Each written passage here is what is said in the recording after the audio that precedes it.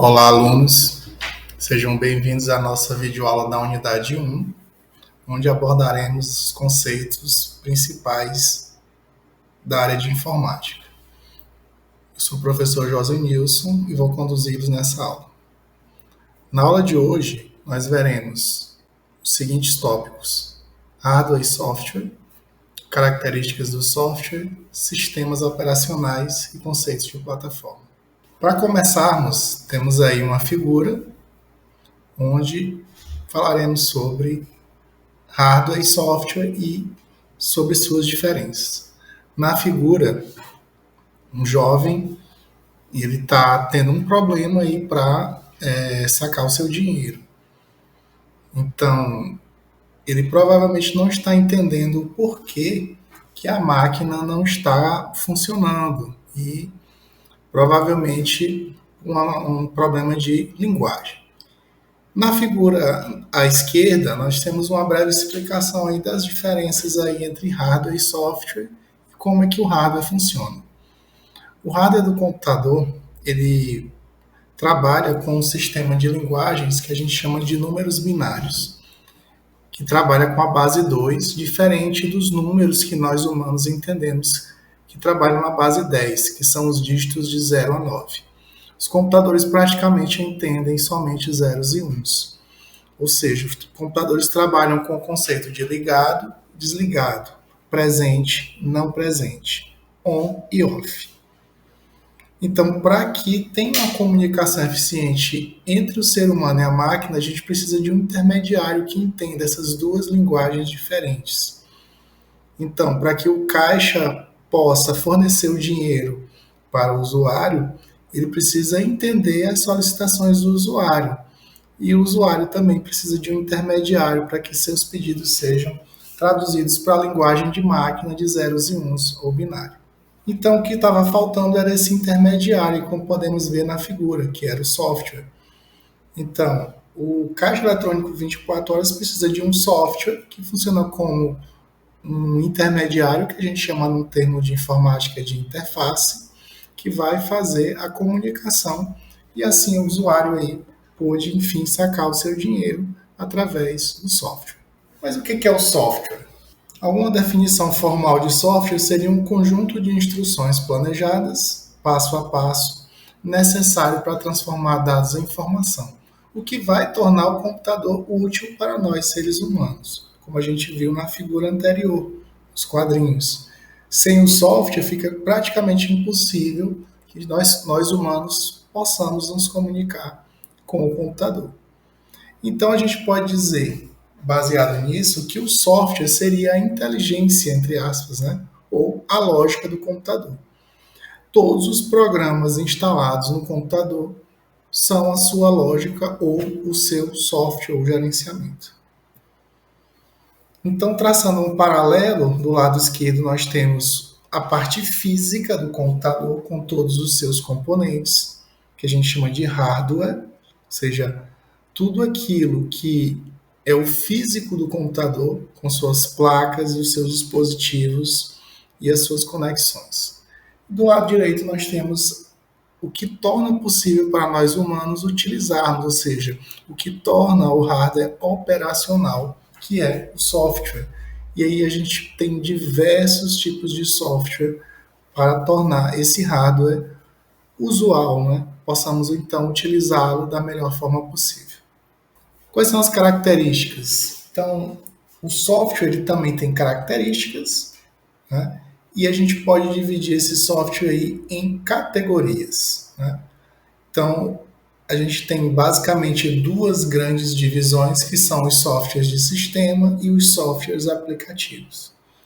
Os softwares de sistema são aqueles softwares que tornam o computador acessível para nós usuários, que inclui o firmware, os drivers dispositivos, os sistemas operacionais, que todos esses softwares eles se transformam em uma grande interface.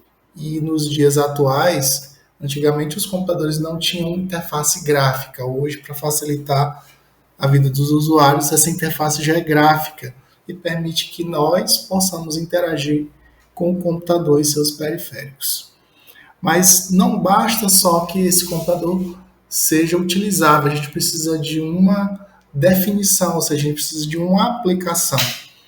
Então, para isso, a gente tem os softwares aplicativos que vão fazer tarefas específicas com este computador. Então, nós temos aí nesse gráfico um desenho de dessa categoria ou dessas categorias do software. Elas se ramificam em aplicativo e de sistema.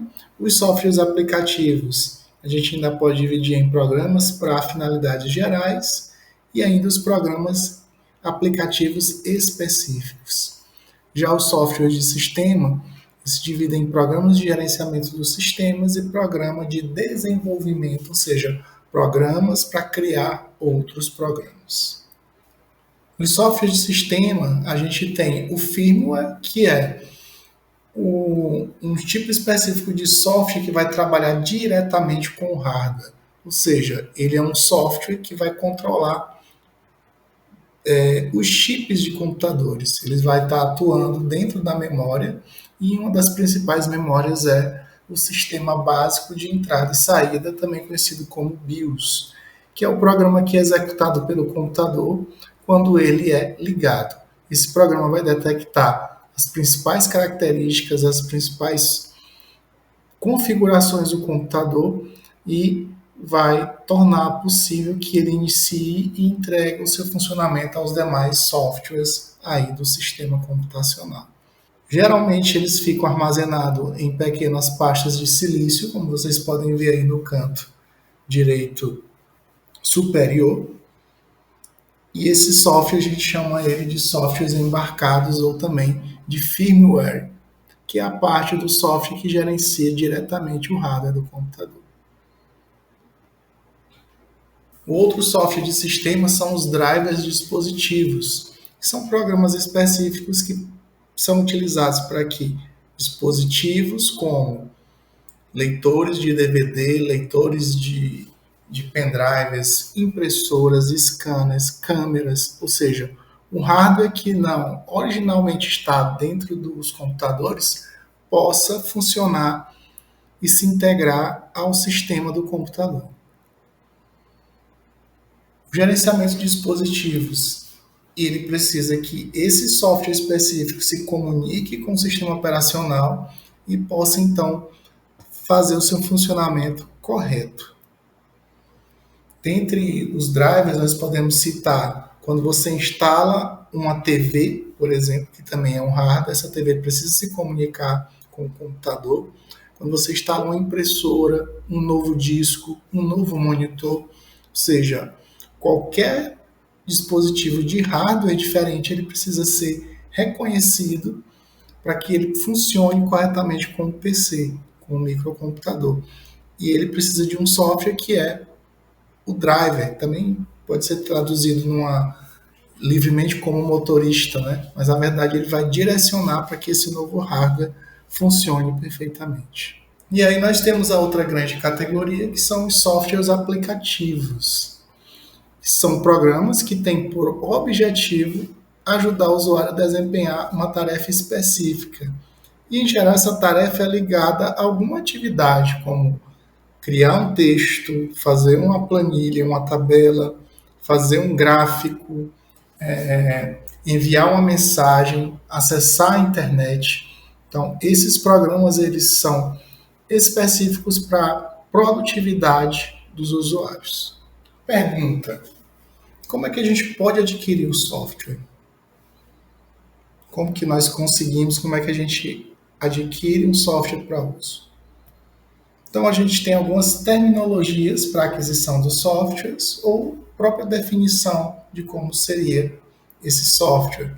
A gente tem, primeiramente, os softwares chamados de freeware, que são softwares que a gente chama de softwares livres, onde o seu criador, o seu desenvolvedor disponibiliza ele de forma gratuita, ou seja, nenhuma taxa é cobrada para que se utilize esses softwares.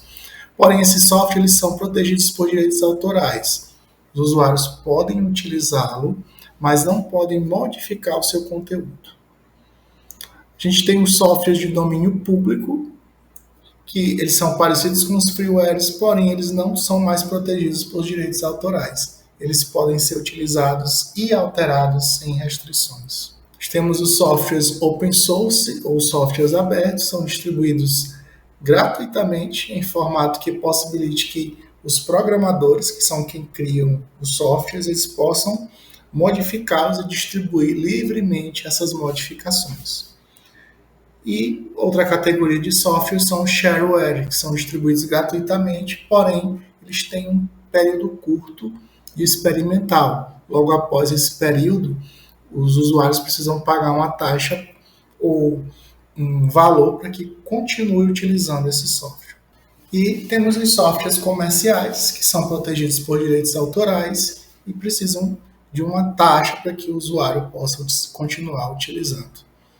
E aí onde entra um grande problema na parte dos softwares, que é a pirataria, que é uma cópia ilegal de softwares comerciais. Então, o ideal é que o usuário ou pague a licença para utilizar esse software comercial ou procure um software similar que seja open source, ou seja, um software livre para que ele trabalhe e continue utilizando o seu sistema computacional de forma legal. Dentre os aplicativos, nós temos alguns dos mais utilizados, que são os processadores de texto. Como podemos ver na imagem, o Microsoft Word, que talvez seja o mais conhecido, mas também temos o bloco de notas, Google Docs, que já é uma versão para nuvem, nós falaremos mais à frente, o WordPad, o Writer, que é um software open source, né? Entre outros processadores de texto. Os processadores de texto eles permitem que os usuários criem, editem, formatem e armazenem textos, sendo que também pode ser impressos. Posteriormente eu posso imprimir esse texto e ainda inserir gráficos e ainda outros documentos dentro desse meu documento de texto. As 3 palavras do meio, né, que é editar, formatar e armazenar, elas revelam a diferença. Ou seja, existem os editores de texto e os processadores de texto. Então, sempre que eu posso editar, formatar e armazenar, eu tenho um processamento de texto. Quando eu não tenho esses 3 elementos, eu simplesmente tenho uma digitação simples ou um editor de texto. Dentre os editores mais conhecidos, como eu já citei antes, a gente tem o Microsoft Word, atualmente o pacote do Google na nuvem, né? Quem tem a conta do Google tem acesso ao Google Doc. Também temos o software livre, que é o Writer, que é uma versão de software livre para usuários de sistemas operacionais como Linux, que precisam de um editor de textos, mas não querem pagar a licença da Microsoft, do Word da Microsoft. O outro aplicativo muito utilizado são as planilhas eletrônicas. A editoração eletrônica, ou simplesmente planilha eletrônica, elas atendem a necessidade de uma publicação de alto nível, como boletins, comunicados, tabelas, relatórios, inserção de dados e, recentemente, análise de dados.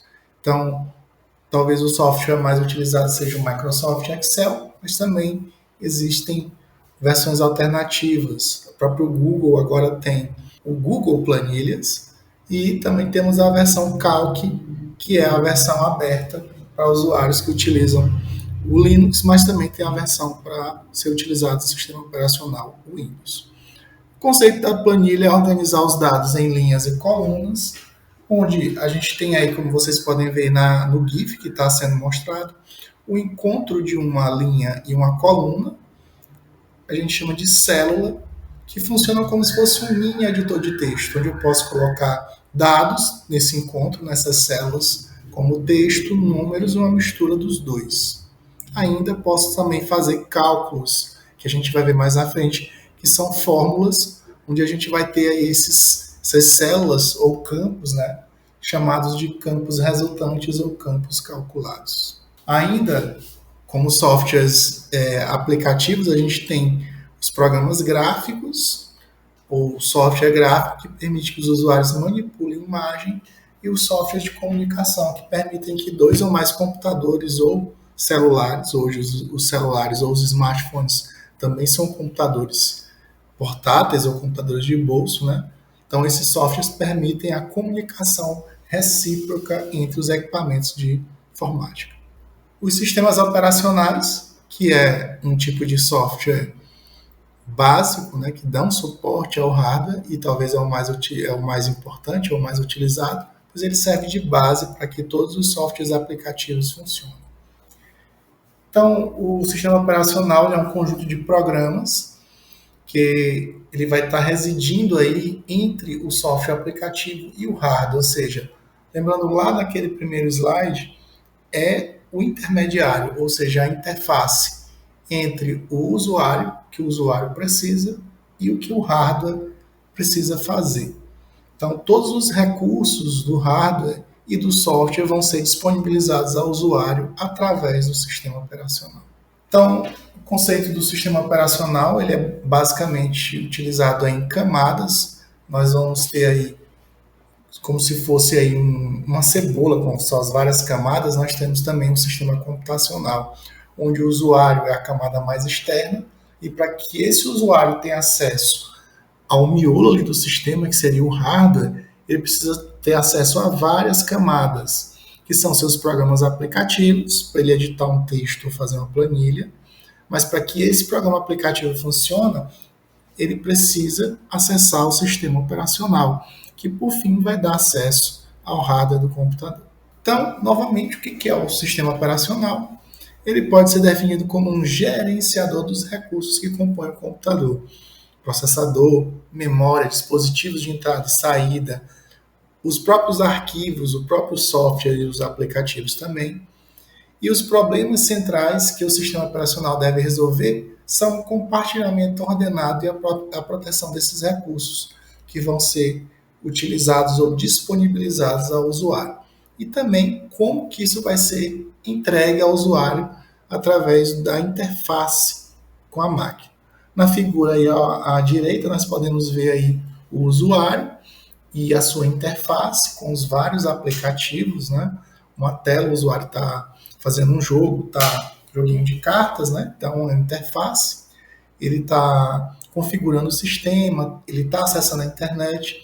Então, todas essas aplicações aí são disponibilizadas pelo sistema operacional, onde temos alguns exemplos, como o Windows, Linux, e esse sistema operacional ele acessa diretamente o hardware. Algumas terminologias que a gente tem nos sistemas operacionais, o kernel, que é a parte, digamos assim, o núcleo do sistema operacional, sua parte mais importante, é quem de fato acessa os recursos, como a CPU, a memória, o armazenamento em disco e os dispositivos, né, que a gente falou lá, que são configurados pelos drivers. Então, ele é a parte mais importante, também chamado de núcleo do sistema operacional, e ele gerencia todos os recursos computacionais. Também ele controla todo o sistema operacional e ele fica armazenado na memória do computador. Sempre que é necessário, ele vai chamar os outros programas, como os programas aplicativos que vão precisar acessar algum recurso. Então, sempre que a gente precisa salvar, por exemplo, um documento no editor de texto, ou salvar uma planilha no editor de planilhas, ele vai estar chamando o kernel, ou o núcleo do sistema operacional, para ter acesso ao disco e salvar aquele arquivo. Outra terminologia que a gente tem também em sistemas operacionais é o processo de booting, ou simplesmente booting, que é a inicialização do sistema. Toda vez que a gente liga o computador, ele precisa fazer esse processo.